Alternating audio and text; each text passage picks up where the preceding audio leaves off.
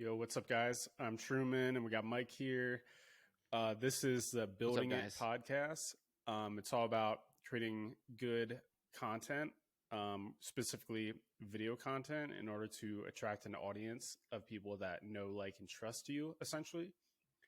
And this is our third episode, and today we're going to be talking about how to reduce friction.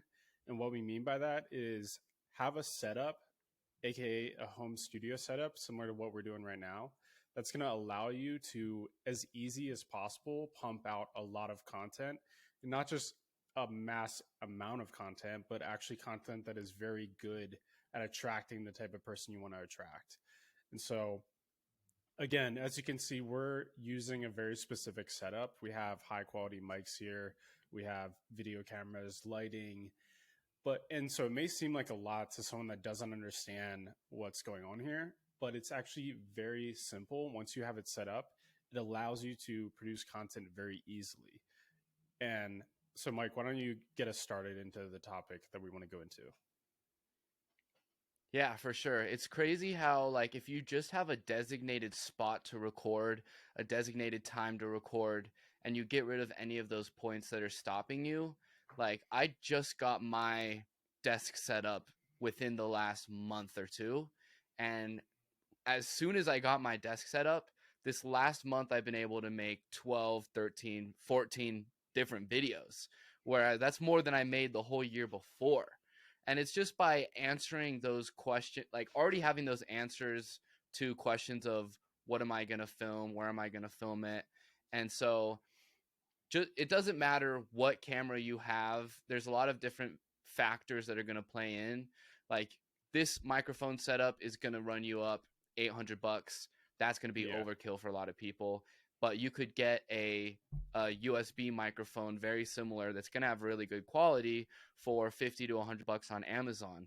And so the biggest game changer about this desk studio setup, where you've got your camera, you've got your microphone, and they're all connected to your computer. Yeah. So before, if I was to record a video like this the old way, I'm recording onto my memory card on my camera, and then I'm recording the audio separately. You have to sync the audio. You have to pull the memory card out of your camera, bring it into your editing software, and it just adds all these extra steps that just make more work. Whereas now what we're doing is you can connect your camera to your computer. You get this little video capture card on Amazon. It's like $30. And what this does is it allows you to connect a HDMI cable into a USB port and capture video from your camera. If you were to just connect your camera directly to your computer, I think maybe with some newer cameras, you might be able to do it without a capture card. But the majority of cameras, you have to get a capture card. And they used to be $100, $150. But now you can get them on Amazon $20, $30, and it will do the trick. And so what we do is we run this software called OBS that is actually like a streaming software, and you can connect your camera and your microphone into OBS, record a stream on OBS, and what it does is it saves that footage directly to your computer with the audio and the visuals already synced up, and you don't even need to pull your SD card out of your camera. So what this means is you can have your camera set up, never have to take it down, never have to do anything. You just leave it there, and then whenever you want to make a video, boom, sit down, flip it on, pull up OBS, hit record, and it removes so many of those barriers.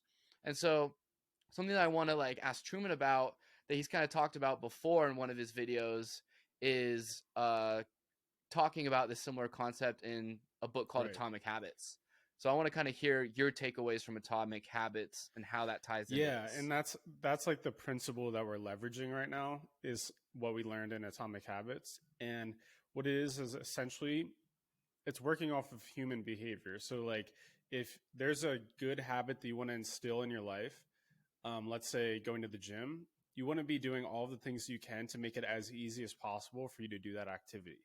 And so that could be getting your shoes out and putting them right by your bed so they're ready to go, picking out your outfit for the gym so it's ready to go, filling up your water bottle, getting your pre-workout already in there the night before.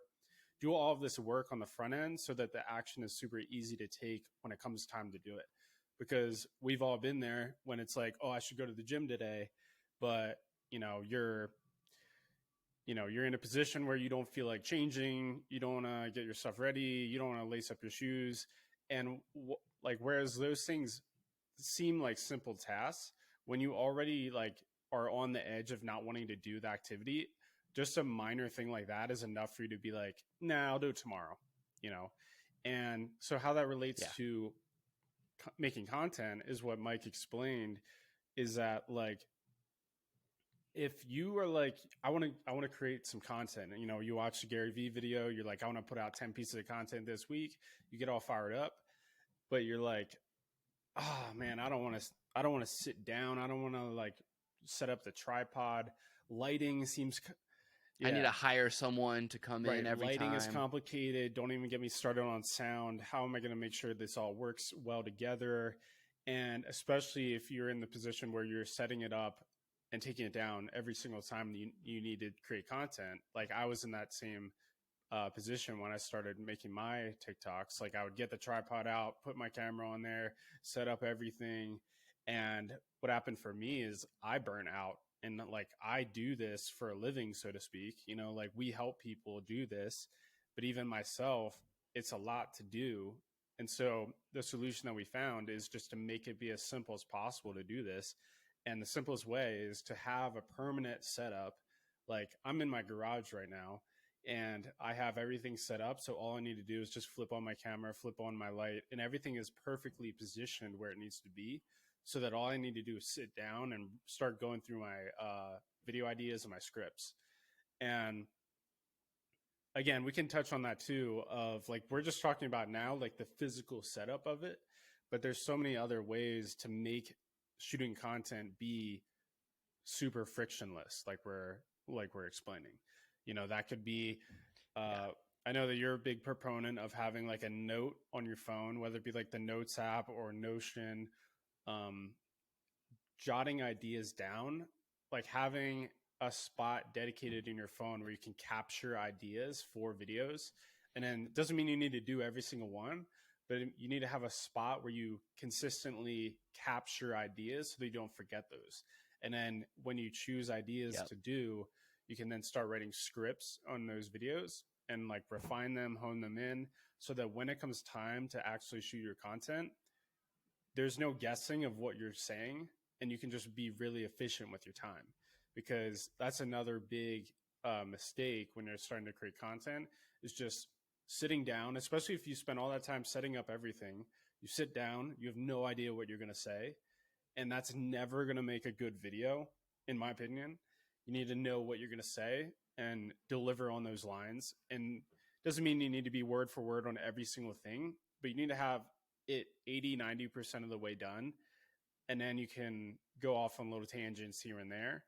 But then that also makes editing be extremely easy, because you're not cutting out a bunch of fluff that you did, And so all of this whole process that we're explaining ties in together very intentionally to make this whole process be very seamless. Yeah. Keyword that Truman said right there is intentionally. And that's a huge part of like our philosophy, especially, depending on what type of content you're creating. If you're doing a 3-hour Joe Rogan podcast, you can ramble a little bit. You don't need to come in with notes. But if you're trying to make short form vertical videos that are going to go viral and help you grow, you're not just going to accidentally get there. You need to be super intentional from your setup to your ideas and what you're talking about. And there's really, two major worlds. There's like the physical world of having your setup, and then there's the mental world of knowing what you're going to talk about. And so also ideas, they're going to come to you at the most random times.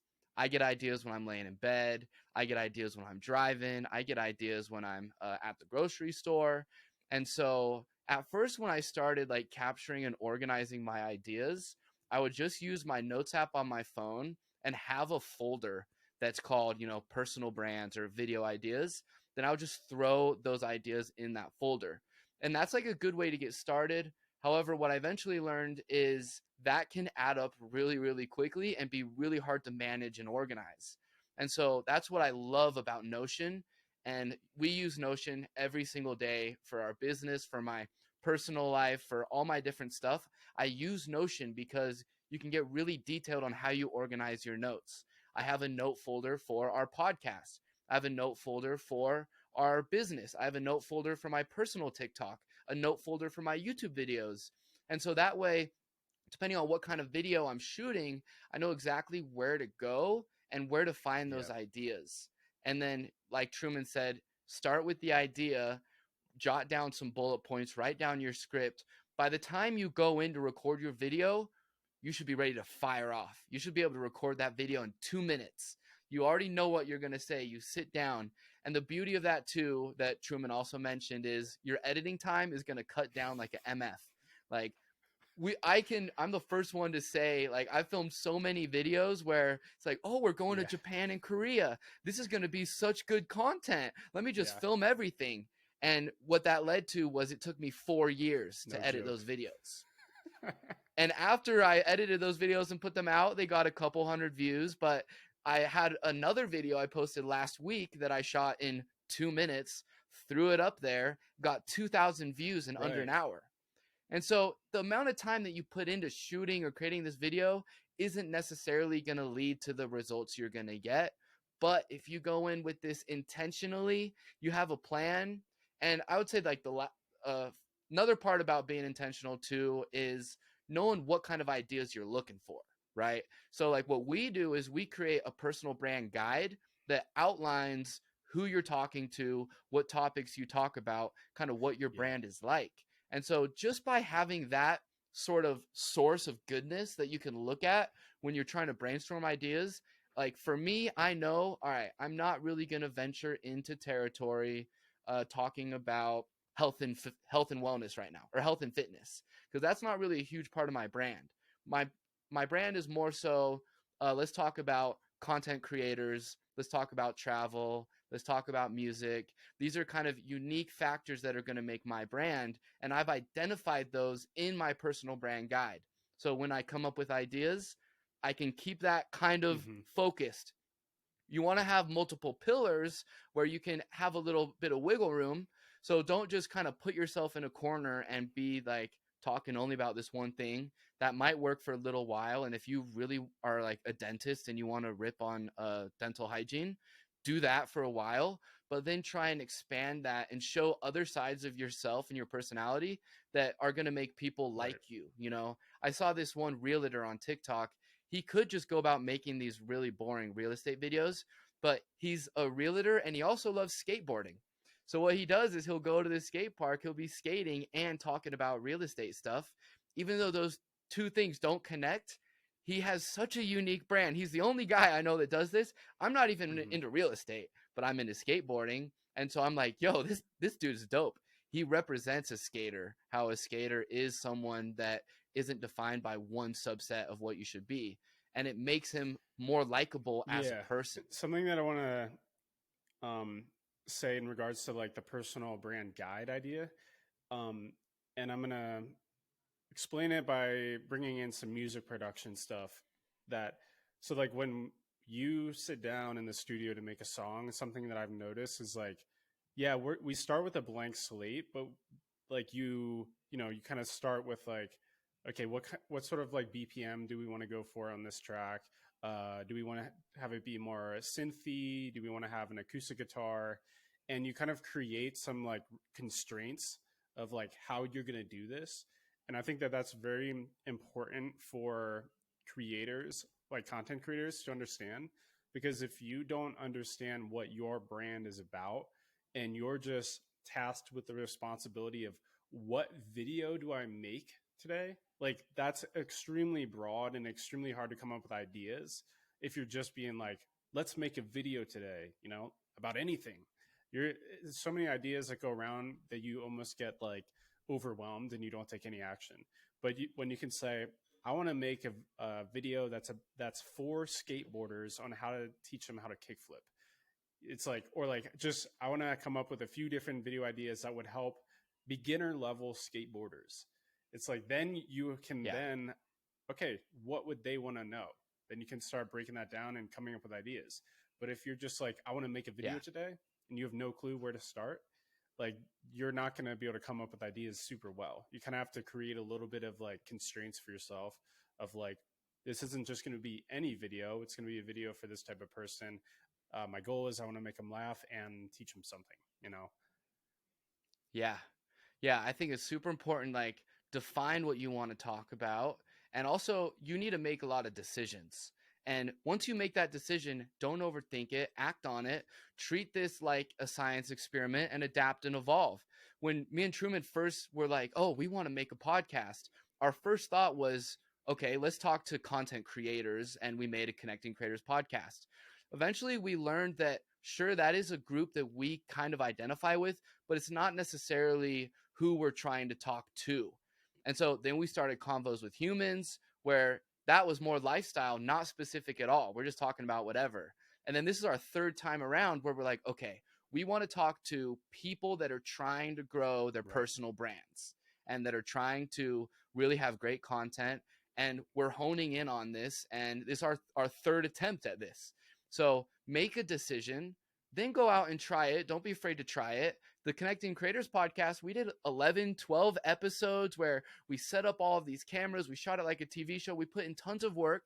And just because we don't still do that doesn't mean that it wasn't worth it, because we still learned lessons, and it got us to the point where we realized, okay, how can we change this to make it more sustainable and to make it more aligned with what we're trying to do? So decisions are going to need to be made. Don't dwell on those decisions too much. Just make a decision and you're going to learn, and then reference our last episode, adapt and evolve. You know, something that one of our clients who has a marketing company taught us that was kind of a mind blow for me was, I always looked at it as, okay, we identify our customer avatar. We know exactly who we're trying to talk to. Then we target them. And then what he said that was game changing is, once you start running your ads, you're going to gather new information and you're going to discover who your avatar is. So you might think that you know who you want to talk to. You might be kind of close, but in the process of putting your stuff out there, putting yourself out there, expressing yourself, you're going to start to learn new things and identify a totally new customer avatar. So I think just make those decisions. Don't be afraid to just rip it and experiment. Try all sorts of different things. Throw it all at the wall and see what sticks. And then also find friends and people that you can trust in your circle, that you can trust their feedback, that you can bounce ideas off of back and forth. You know, we have like a small team that it's so game changing when, before I shoot a video, I'm like, okay, guys, this is the video I'm thinking about making. What do you think of my script? And they can say, dude, that's great. That's perfect. Go rip that. Or they can say, I don't know how this necessarily ties in with your brand. What if you try this other idea? And so getting other people that can give you feedback and insight that you trust is super, super valuable. And they can also see perspectives. Like Truman will say to me, yo, this is an idea that I would love to see you talk about. Or I've even gotten random DMs from followers that are like, hey, you should talk about this. I'm like, that's a great idea. So don't think that you have to be the all-knowing source of knowledge, but you do have to be the decision maker. You have to be the one to sit down, set that camera up, put in that extra work up front. That's like, okay, it might be a little difficult building your studio, but once it's built, every shoot afterwards is going to be a piece of cake, and you're doing it for your future self to make it easier. And to go full circle, I want to touch on a point that you mentioned on our other podcasts, because like I feel like those 3 different podcasts are varying degrees of friction. Like our first one was like the hardest one, because at that point we were setting up everything, but we weren't doing any camera switching with the ATEM or anything like that.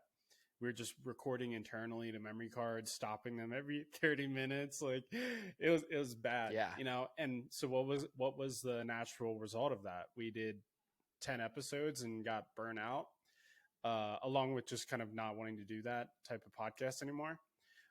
And then we moved on to Conversations with Humans. We have like 50 episodes of that. And so that was a lot better in terms of reducing friction, because we were able to have 3 cameras set up and just be able to switch between cameras super easy and then upload it all in one go. We didn't have to edit like anything. But then this podcast, is like the most frictionless version, because we're all like, you're at your house, I'm at my house, we're recording this remote. Once we stop recording, it's going to essentially upload right away to Spotify. And so how that relates again to your creating content is, if something is extremely hard for you to do, you're not going to do it very long. And in this game, this world of content creation, you're doing it for the long haul. This isn't a sprint. This is a marathon. And you need to, if you want to build a strong, intentional personal brand, this can't be something that you just do aggressively for 3 weeks and then coast for 3 years.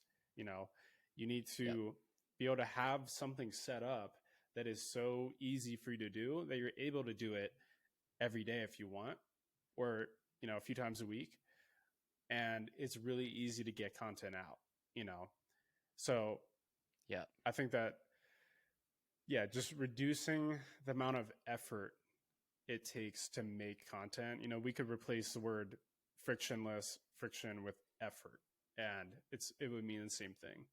Create a system and a strategy and a process for creating content that provides that end result that you're looking for, but does it with very little effort. Because what you said at the beginning, it's like, just because you put in a ton of effort doesn't mean that it's going to be 1 million views, you know? Like, some of my hardest, like, in terms of effort that I put in terms of like having various shots set up, performed like 300 views. And then like some of my other ones that were done in one take got tens of thousands, you know? And so, but I just want to be clear that we're not saying don't put any effort into your videos, but it's about being smart and efficient with like the infrastructure around you of creating content, you know? Just make it very easy for yourself to do. Yeah. Yeah. I would say one last point to kind of wrap this up on is, depending on where you are, how committed you are to building your personal brand, taking something on like this sustainably as a solo individual is going to be extremely difficult. And so if you have the resources, hire an editor, hire a strategist, hire a team to help you remove that friction. If you're that entrepreneur who's so focused on building your business, and you can't be the guy that's learning how to use Adobe Premiere Pro. Like, that just wouldn't make any sense for you. So depending on where you're at, it totally makes sense to invest into your brand and get a team around you. You know, even a lot of people, they'll say, let me get Jimmy from the Ward to be my D-Rock. And they don't realize that D-Rock on Gary Vee's team is one of 20 people that are helping him make his personal brand happen. And so if you try and hire one person, expect them to do all the filming, all the editing, the strategy, all this different stuff with you, they're also going to get burnt out, and it's not going to be very sustainable. Like, when me and Truman first met, the first brand that we were working on, there were 5 of us on that team that were all focused on one dude's social media. And so that's just a little bit of insight on what it genuinely takes if you're trying to skyrocket your brand and go out there. Like, you need someone that's helping you provide strategy and input, that's helping you reach out to guests and connections. You need someone that's helping you film or helping you on the camera side. You need an editor. You need all this different stuff. And depending on how committed you are, where you're at, you know, some people can get away with, okay, let me get my desk set up looking good and let me hire an editor, and we can be a dream team where I just shoot, I give them the footage, they edit it, give it back to me. That's a great place to start if you're looking at delegating or building a content team. But if you're trying to go at this all alone, it's a very difficult journey.